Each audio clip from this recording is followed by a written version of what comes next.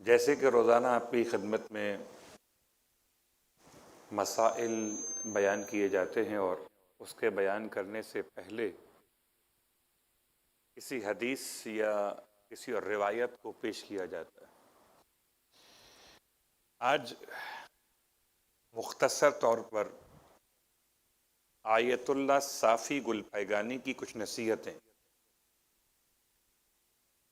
فرماتے ہیں افطاری سے متعلق کہ افطاری کی تقریبات کو سادہ اور کم خرچ ہونا چاہیے۔ لیوش اسٹائل جو آج کل افطاری کا ہو گیا ہے بعض پروگرامز کے اندر، اور ہم سمجھتے ہیں شاید جتنا لیوش ہوگا اتنا ثواب زیادہ ملے گا، حالانکہ سادگی اصل مقصد ہے۔ ماہ مبارک رمضان، عجیب جملہ ہے معصوم کا، اس کا ترجمہ اس طرح کیا گیا کہ اگر غریب نہ ہوتے تو امیر جنت میں جا نہیں سکتے تھے۔ امیروں کا جنت میں جانا غریبوں کی بدولت ہے۔ یوں سمجھیے کہ اگر لینے والے ہاتھ نہ ہوتے تو دینے والے ہاتھ کس کو دیتے؟ افطاری کی تقریبات میں اسراف اور تبذیر سے پرہیز کیا جائے۔ کھانے کا ضائع کرنا، زیادہ کھا لینا، اس سے پرہیز کیا جائے۔ افطاری کی محفلوں میں غیبت سے پرہیز کیا جائے، یعنی وہ غیبت اپنے مومن بھائی کی غیر موجودگی میں اس کی برائی بیان کرنا، یہ اس کا مرے ہوئے بھائی کے گوشت کھانے کے برابر ہے۔ مراسم افطاری میں ناجائز مذاق سے پرہیز کیا جائے۔ آپ ساتھ بیٹھے ہوئے ہیں، میں آپ کے ساتھ بیٹھا ہوں، آپ نے کسی کا ریکارڈ لگانا شروع کر دیا، کوئی سادہ سا مومن بیٹھا ہوا ہے، آپ نے اس کو دیکھا، اس کے کھانے کے سٹائل کو دیکھا، اشارہ کیا مجھے، میں نے آپ کو اشارہ کیا، ہم دونوں ہنسنے لگے اور وہ جھینپ گیا، شرمندہ ہو گیا۔ افطاری ایسے ہی عبادت ہے جیسے نماز اور روزہ اور حج عبادت ہے، لہٰذا اپنی عبادت کو خراب کرنے سے بچانا میری بھی ذمہ داری ہے اور آپ کی بھی ذمہ داری ہے۔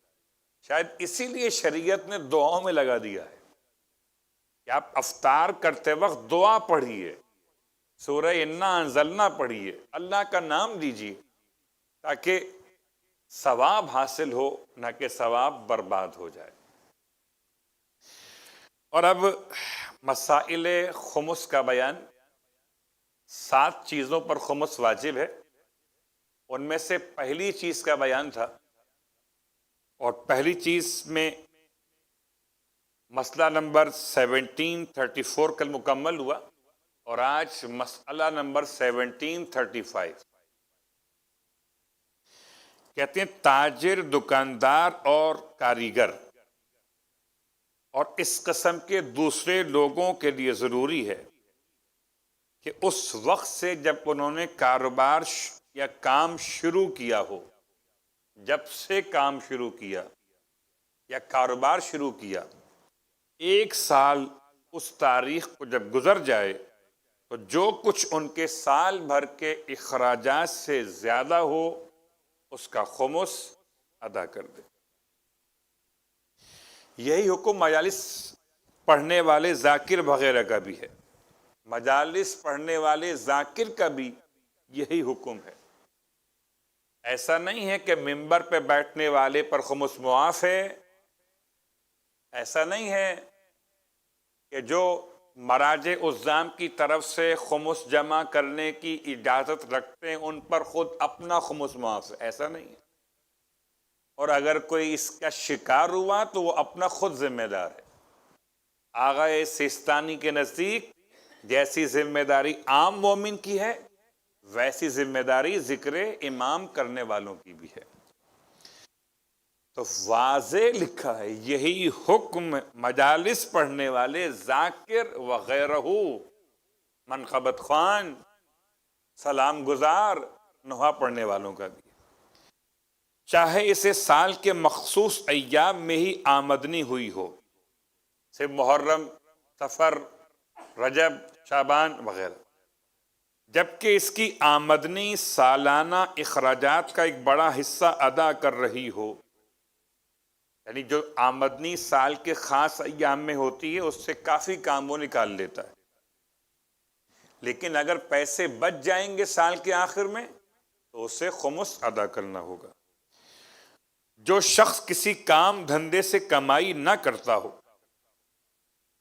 کہ تاکہ اس کے ذریعے سے اپنے اخراجات کو ادا کرے، بلکہ لوگوں یا حکومت کی مدد، بے روزگاری الاؤنس بعض ممالک میں اس طریقے سے بھی لوگوں کی مدد کی جاتی ہے، اپنے اخراجات ادا کرے، خود کام نہیں کرتا، لوگ مدد کرتے ہیں یا حکومت کی طرف سے اسے کچھ جیب خرچ مل جاتا ہے اور اس پر اس کا گزارا ہوتا ہے، یا اس سے اتفاقاً کوئی نفع حاصل ہو جائے، تو جب اسے یہ نفع ملے اس وقت سے 1 سال گزرنے کے بعد جتنی مقدار اس کے سال بھر کے اخراجات سے زیادہ ہو اسے چاہیے کہ اس کا خمس ادا کرے۔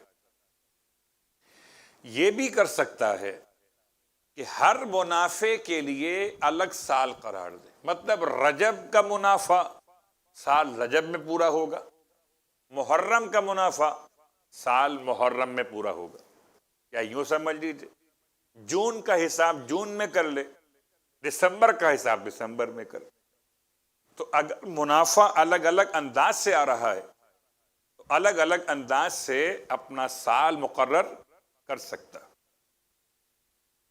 مسئلہ نمبر 1736، سال کے دوران جس وقت بھی کسی شخص کو منافع ملے، پورے سال میں کسی وقت، وہ اس کا اسی وقت خمس ادا کر سکتا ہے، اور اس کے لیے یہ بھی جائز ہے کہ سال کے ختم ہونے تک اس کی ادائیگی کو مؤخر لیٹ کر دے، جب سال پورا ہوگا تبھی ادا کروں گا، منافع ہوا ابھی، سال پورا ہوگا 8 مہینے بعد مثلا جب دوں گا، دونوں اختیار ہیں، ابھی بھی دے سکتا ہے منافع پر اور سال گزرنے پر بھی چاہے تو ادا کرے۔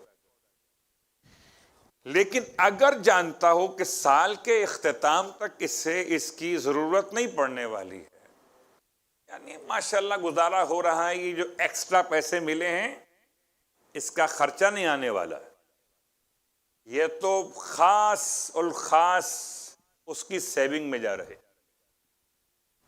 بالکل خاص سیونگ، اس میں کوئی خرچہ نہیں ہونے والا، تو اگر اسے یہ معلوم ہو کہ سال کے اختتام تک اسے اس منافع کی ضرورت نہیں پڑنے والی ہے تو احتیاط واجب کی بنا پہ ضروری ہے کہ فوراً اس کا خمس ادا کر دے۔ بات واضح ہو گئی؟ ایک ایسا منافع جس کی ضرورت پڑ سکتی ہے سال میں خرچے کے اعتبار سے، تو اس کے لیے تو 2 آپشن دیے گئے کہ ابھی ادا کر دے یا سال کے آخر تک مؤخر کر دے اس کی ادائیگی۔ لیکن ایک منافع ایسا ہے اس کے بارے میں وہ جانتا ہے کہ سال کے آخر تک اس سے اس کی ضرورت پیش نہیں آنے والی ہے، تو احتیاط واجب کی بنا پر فوراً اس کا خمس ادا کر دے۔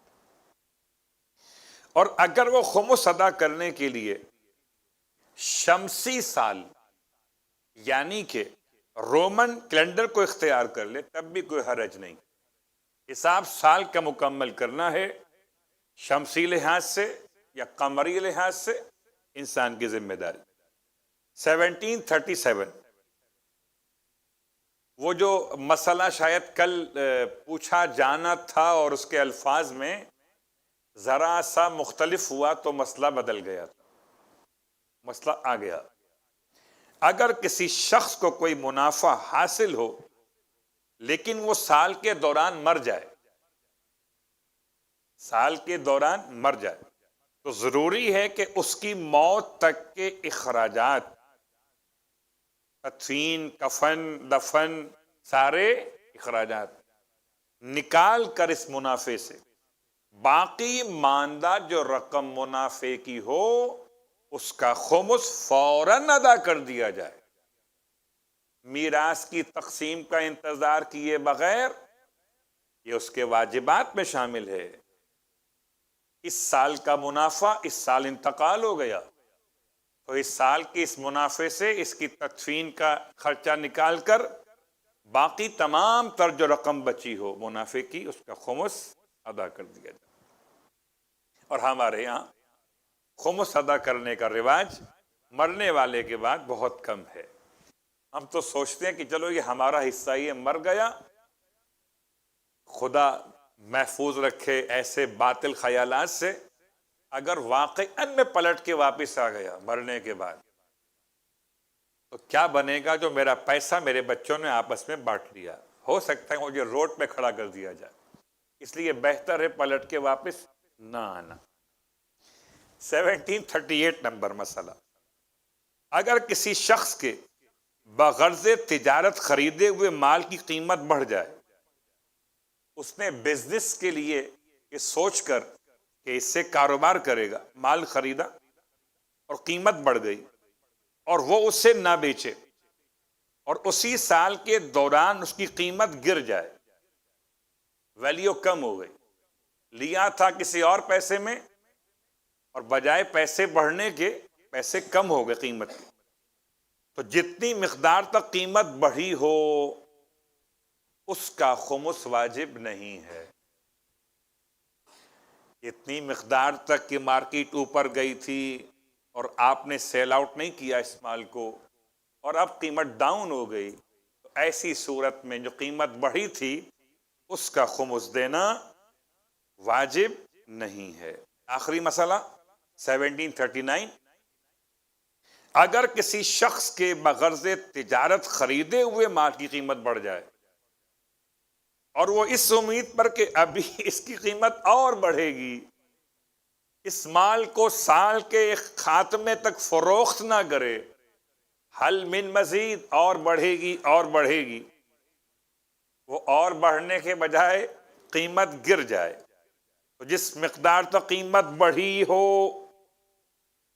اس مقدار کے اعتبار سے خمس دینا احتیاط واجب کی بنا پر واجب ہے. فرق ہو گیا نیتوں میں، وہاں نیت اور تھی اور یہاں نیت اور ہے. وہاں نیت یہ نہیں تھی کہ اور بڑھے اور بڑھے اور بڑھے، بڑھا پھر قیمت گر گئی تو بڑے ہوئے اعتبار کا خمس واجب نہیں ہوا. لیکن دوسرے مسئلے میں اس نے چاہا کہ اور بڑھ جائے اور بڑھ جائے، پھر قیمت گر گئی تو اس کو بڑھی ہوئی مقدار کے لحاظ سے خمس دینا واجب ہوگا. صلوات پڑھ لیں محمد و آل محمد.